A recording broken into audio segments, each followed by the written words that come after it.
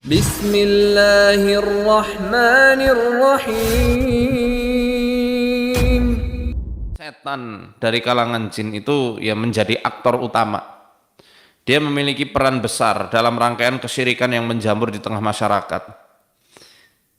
Ya, tapi sekali lagi kita nggak boleh 100% nyalahkan jin. Manusianya juga salah.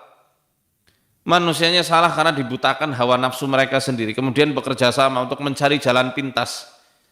Mentalnya mental TJ, terima jadi.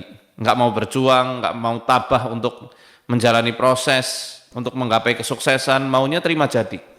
Ini kalau kita teliti, ya adakan penelitian bagaimana kondisi psikologis orang yang pakai pesugihan, pelet, itu rata-rata orang minderan dan orang yang nggak tahan banting.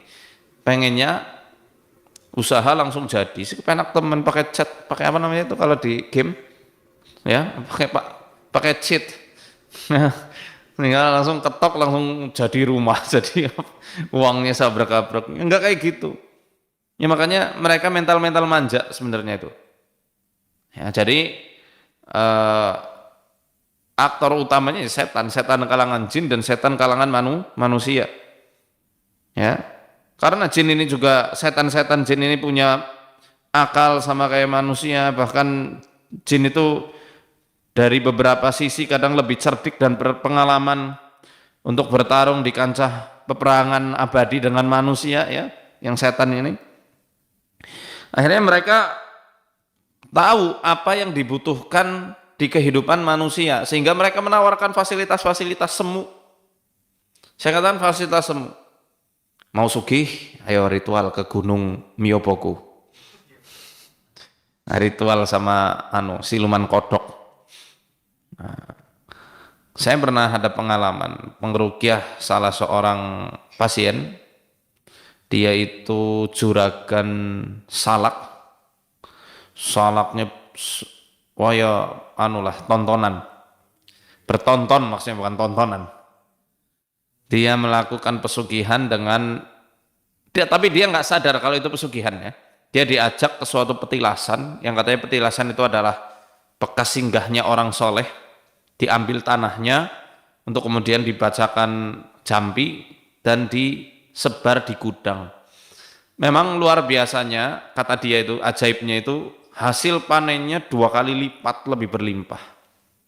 Tapi setiap malamnya, ya, uang yang dia dapatkan sebanyak itu diambili sama sosok-sosok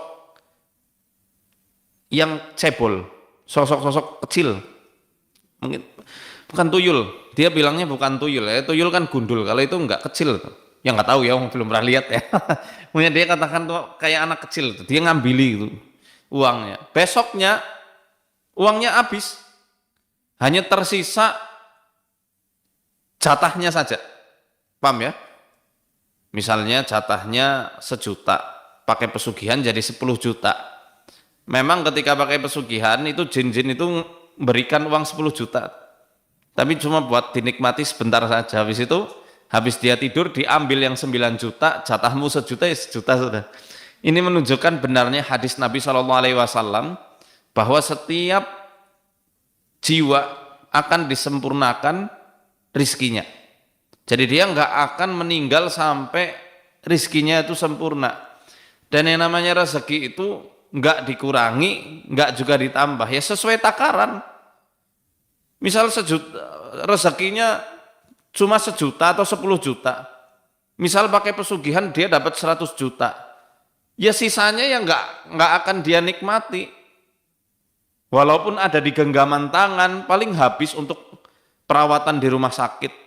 Sakit-sakitan anaknya, sakit-sakitan dirinya sendiri, atau mungkin naudzubillah kecelakaan harus ganti, atau ada yang kebakaran, ya dia memang dapat uang segitu banyaknya, tapi habis uangnya itu habis, hanya istilahnya numpang lewat saja, dan yang tersisa hanyalah uang yang memang sudah Allah tetapkan untuk orang itu. Jadi hasil pesugihannya nggak akan dinikmati. Jadi itu menarik kisah pasien itu. Ternyata cuma segitu saja. Ya, saya katakan lah itu pesugihan. Loh napa nggih? Tapi enggak ritual syirik kok lah. Ya dia pahamnya karena yang mandu dia adalah orang yang dianggap ahli dalam agama, akhirnya dianggapnya itu bukan suatu pesugihan, tapi ritual-ritual yang ya sesuai syar'i atau dianggapnya tawasul dan lain sebagainya. Ya tapi di Rukyah reaksi itu, ya reaksi benar reaksi karena eh, secara tidak disadari beliau sudah bekerja sama sama setan, sama jin.